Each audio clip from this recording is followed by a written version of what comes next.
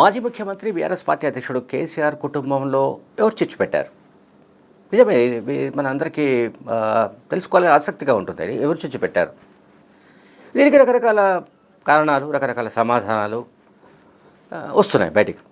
ఇప్పుడు తాజాగా ఎమ్మెల్యే కడియం శ్రీహరి ఒక మాట అన్నాడు. తాజాగా ఆయన చెప్పేది ఏంటంటే, బీఆర్ఎస్ అధికారంలో ఉన్న సమయంలోనే జనగామ ప్రస్తుత ఎమ్మెల్యే పల్లా రాజేశ్వరరెడ్డి కేసీఆర్ పంచన చేరి ఆ కుటుంబం మధ్య చిచ్చు పెట్టి చిన్నాభిన్నం చేసినట్టు కడియం శ్రీహరి ఆరోపించాడు. ఎవరు? ఎమ్మెల్యే పల్లా రాజేశ్వరరెడ్డి ఖాతాలోకి చిచ్చు నెట్టేశాడు కడియం శ్రీహరి. అండ్ కేసీఆర్ పంచన చేరిన తర్వాత university, medical college, engineering college ఇటువంటి అన్నీ కూడా ఆయన పెట్టుకున్నాడు. ఎవరు? పల్లా రాజేశ్వరరెడ్డి. ఆనాటి ప్రభుత్వ అండదండలతో పెద్ద ఎత్తున ఆస్తులు కూడా కూడబెట్టుకున్నాడు. కేసీఆర్ చుట్టూ కొరువు దయ్యాలు ఉన్నాయంటూ గతంలో ఎమ్మెల్సీ కవిత చేసిన వ్యాఖ్యలు కడియం శ్రీహరి మళ్ళీసారి గుర్తు చేశాడు. కేసీఆర్ కుటుంబం నుంచి కవిత దూరం కావడం, కేటీఆర్, హరీష్ల మధ్య గ్యాప్ పెరగడం, వీటన్నింటికి కూడా పల్లా రాజేశ్వరరెడ్డి కారణం అని ఆయన కడియం శ్రీహరి ఒక నిర్ధారణ చేశాడు. అలాంటి వ్యక్తి నీతులు మాట్లాడుతున్నట్టుగా చెప్పాడు కడియం శ్రీహరి. పల్లా రాజేశ్వరరెడ్డి నిజానికి ఆయన చాలామందికి ఆశ్చర్యం కలిగించే మనిషే. ఆయన చాలా ఎందుకు ఆయన పట్ల ఆశ్చర్యం అంటే, తెలంగాణ ఉద్యమంలో చాలామంది హేమాహేమీలు పనిచేశారు. కానీ పల్లా రాజేశ్వరరెడ్డికి లభించిన ప్రాధాన్యం కానీ, ఆయనకు లభించిన ప్రాముఖ్యత కానీ, లేకుంటే ఆయనకు లభించిన హోదా, ఆయన కూడా పెట్టుకున్న సంపద వగైరా ఇవన్నీ కూడా మరెవరికి దక్కలేదేమో బహుశా. ఇప్పుడు ఈ మధ్యకాలంలో ఎమ్మెల్సీ కవిత తరచూ చేసే ఆరోపణ మనందరికీ తెలుసు. ఇది బీటీ బ్యాచ్ మాత్రమే బాగుపడింది, అంటే బంగారు తెలంగాణ బ్యాచ్. యూటీ బ్యాచ్ అంటే ఉద్యమ తెలంగాణ బ్యాచ్ కనుక ఉద్యమ తెలంగాణ బ్యాచ్ ఎట్లాగూ ఆ ఉద్యమంలో కొట్టుకుపోయింది. టీఆర్ఎస్ పార్టీ అధికారంలోకి వచ్చిన తర్వాత యూటీ అనేది లేదు కదా, ఇంకా ఉద్యమము దానికి సంబంధించిన ఇంకొక అంశం లేదు, ఉద్యమకారులకు సంబంధించిన అంశం ఏది లేదు. పైగా కేసీఆర్ స్వయంగా చెప్పిన మాట కదా, ఏమంటే ఇది మాది మా పార్టీ, ఇకపై ఫక్త్ రాజకీయ పార్టీ అన్నాడు ఆయన. ఆయన దగ్గర కేసీఆర్ దగ్గర శేషవిషయాలు ఏమి ఉండవు. ఆయన స్వయంగా చెప్పిన మాట ఏంటి, ఇక నుంచి మాది ఫక్త్ రాజకీయ పార్టీ అన్నాడు. సో ఫక్త్ రాజకీయ పార్టీల తర్వాత కాంగ్రెస్ లేకపోతే బీజేపీ లేకపోతే ఇంకొక పార్టీ లాగానే మా పార్టీ కూడా ఉంటుంది, ఇది ఉద్యమ పార్టీ కాదని తేల్చిపారేశాడు. సరే, జరిగిపోయింది. 10 ఏళ్ళు ఆయన సీఎంగా పరిపాలించాడు. ఇప్పుడు కేసీఆర్ కుటుంబంలో ఒక సంక్షోభం కొనసాగుతుంది. ఆ కుటుంబంలో పెద్ద ఎత్తున గొడవలు జరుగుతున్నాయి. ఎమ్మెల్సీ కవితను పార్టీ నుంచి గెంటి పారేశారు. ఆమె బయటకు వచ్చిన తర్వాత, అంటే ఆ పార్టీ సస్పెండ్ చేసిన తర్వాత ఆమె ప్రెస్ కాన్ఫరెన్స్లో మాట్లాడుతూ ఈ పల్లా రాజేశ్వరరెడ్డి గురించి కూడా మాట్లాడిందండి. ఆమె ఏం చెప్పింది? ఆమె చెప్పిన విషయం ఏంటంటే, మోకిలాలో సరే శ్రీనివాసరెడ్డి మేఘా ప్రాజెక్టు అని చెప్పింది.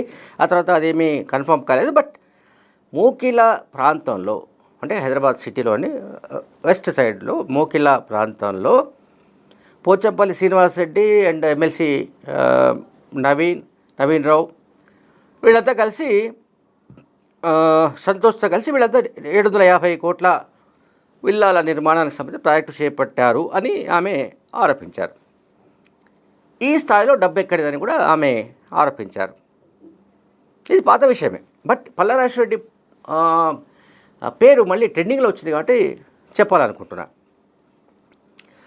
అయితే ఈ విషయాన్ని ఇప్పుడు మోకిలలో 750 కోట్ల విల్లాలు నిర్మించే ప్రాజెక్టును చేపట్టిన వాళ్ళు సంతోష్ రావు, పోచంపల్లి శ్రీనివాసరెడ్డి అండ్ నవీన్ రావు వగైరా ఏదో కొన్ని పేర్లు చెప్పింది ఆమె. అయితే ఈ సమాచారం తనకు ఎక్కడి నుంచి వచ్చింది అనే దానికి సంబంధించి ఆమె చెబుతూ, నాకు పల్లా రాజేశ్వరరెడ్డి చెప్పింది ఆమె. పల్లా రాజేశ్వరరెడ్డి మీద ఒక బాంబు పేల్చింది. ఇప్పుడు పల్లా రాజేశ్వరరెడ్డికును మిగతా వాళ్లకు మధ్య ఒక ఘర్షణ వాతావరణం ఉంది. అది మనకు బయటకు కనిపించకపోవచ్చు. కానీ పల్లా రాజేశ్వరరెడ్డి చెప్పకుండా పల్లా రాజేశ్వరరెడ్డి పేరు ఎట్లా తీసుకొస్తుంది ఆమె? అనేది సహజంగానే మనందరికి వచ్చే డౌట్. ఇప్పుడు ఒక XYZ చెప్పకపోతే మనకు విషయం ఎట్లా తెలుస్తుంది? ఆమె clearly mention that Palla Rajeshwari ఈ విషయం చెప్పాడు నాకు, కనుక నేను ఈ విషయం చెప్తున్నానని చెప్పింది ఆమె. ఇది 750 crores ప్రాజెక్ట్కి సంబంధించి. అయితే ఈ పల్లా రాజేశ్వరి ఆ తర్వాత మాట్లాడుతూ, ఇది సస్పెన్షన్కి సంబంధించి మాట్లాడుతూ, ఈ సస్పెన్షన్ కరెక్టే, ఆమె చేయాల్సిందే, కన్నబిడ్డ కంటే పార్టీ ముఖ్యం అని ఆయన మాట్లాడుకుంటూ వచ్చింది. ఎవరు? పల్లా రాజేశ్వరి చేయాల్సిందే, కన్నబిడ్డ కావచ్చు, మరొకరు కావచ్చు, పార్టీ ప్రయోజనాలు ముఖ్యం అన్నాడు ఆయన పల్లా రాజేశ్వరి. ఎందుకంటే ఆయన తెలంగాణ ప్రముఖ ఉద్యమకారుడు ఆయన. ఎవరు? పల్లా రాజేశ్వరి. సో తెలంగాణ స్వాతంత్ర సమరయోధుడు పల్లా రాజేశ్వరి రెడ్డి ఏం చెప్పాడంటే, కవిత సస్పెన్షన్ విషయంలో మాట్లాడుతూ, పార్టీ కార్యకర్తల అభిప్రాయం మేరకే కవితపై మేము చర్యలు తీసుకున్నాం. 60 లక్షల పార్టీ కార్యకర్తల మనోభావాల మేరకు కేసీఆర్ నిర్ణయం తీసుకున్నాడు. పార్టీకి వ్యతిరేకంగా ఎవరు మాట్లాడినా చర్యలు తప్పవు. కాంగ్రెస్ ఉచ్చులో పడి ఆ పార్టీ చెప్పినట్లుగా కవిత నడుచుకుంటోంది. ప్రాంతీయ పార్టీలో కుటుంబ కలహాలు సృష్టించడం కాంగ్రెస్కు కొట్టిన పిండి, కొట్టిన సంథింగ్ ఏదో చెప్పింది. ఇది ఎప్పుడు? ఇది సెప్టెంబర్లో అని మాట అన్నాడు పల్లా రాజేశ్వరి. అంటే పల్లా రాజేశ్వరిరెడ్డికి కవితకు టర్మ్స్ మంచిగా ఉన్నప్పుడు పల్లా రాజేశ్వరి కొన్ని విషయాలు చెప్పేశాడు. ఇది సంతోష్రావు, ఈ పోచంపల్లి శ్రీనివాసరెడ్డి, నవీన్ రావు, వీళ్ళకి సంబంధించిన దందాలు, లేకపోతే వీళ్ళకి సంబంధించిన ప్రాజెక్టులు, ఈ మోకిల 750 crores సంబంధించిన వ్యవహారం, ఇదంతా కూడా పల్లా రాజేశ్వరి చెప్పితేనే కవిత చెప్పింది. ఇప్పుడు పల్లా రాజేశ్వరి చెప్పాడా లేదా మనకు తెలియదు. మరి పల్లా రాజేశ్వరి చెప్పకపోతే పల్లా రాజేశ్వరి పేరును ఆమె ప్రస్తావించే అవకాశాలు దాదాపుగా శూన్యం. కనుక అంతకుముందేమో పల్లా రాజేశ్వరి వేరే ఫామ్ హౌస్లో కింద పడి కాలు విరిగి ఆసుపత్రిలో ఉంటే ఆమె వెళ్ళి పరామర్శించింది. అంతకుముందు టర్మ్స్ బాగానే ఉన్నాయి. ఎప్పుడైతే ఆమెను పార్టీ నుంచి సస్పెండ్ చేశారో, ఆ సస్పెన్షన్ తర్వాత పల్లా రాజేశ్వరి కవితకు వ్యతిరేకంగా మాట్లాడడం ప్రారంభించాడు. అది నేను చెప్పింది వివరాలు. కన్నబిడ్డ ఎవరు? కవిత కంటే కూడా పార్టీ ప్రయోజనాలు ముఖ్యం కాబట్టి ఆమెను సస్పెండ్ చేసి పారేశాం. అండ్ 60 లక్షల పార్టీ కార్యకర్తల మనోభావాలకు అనుగుణంగా నిర్ణయం తీసుకున్నాడు కేసీఆర్ అని సమర్థించాడు. ఆమె సస్పెన్షన్ సమర్థించాడు. బాగానే ఉంది. అదే ఏ కార్యకర్తల మనోభావాలకు అనుగుణంగా కేసీఆర్ నిర్ణయం తీసుకున్నాడో మనకు తెలియదు.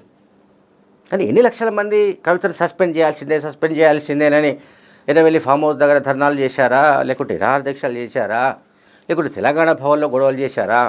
ఎట్టి పరిస్థితుల్లో కవితను బయటకు పారేయండి, అప్పుడు కానీ పార్టీ బతికి బట్ట కట్టదు, ఆమె కాంగ్రెస్ పార్టీకి సహకరిస్తోంది, కాంగ్రెస్ పార్టీ తరపున పనిచేస్తుందని అసలు ఆందోళన చేసిన వాళ్ళు ఎవరు, లేకపోతే ఆమెను సస్పెండ్ చేయమని డిమాండ్ చేసిన వాళ్ళు ఎవరో తెలియదు. సరే, అదంతా ఇంటర్నల్ వ్యవహారం పార్టీలో. బట్ ఇప్పుడు కడియం సేరి చెబుతున్న విషయాలు చాలా ఆసక్తికరంగా ఉన్నాయి.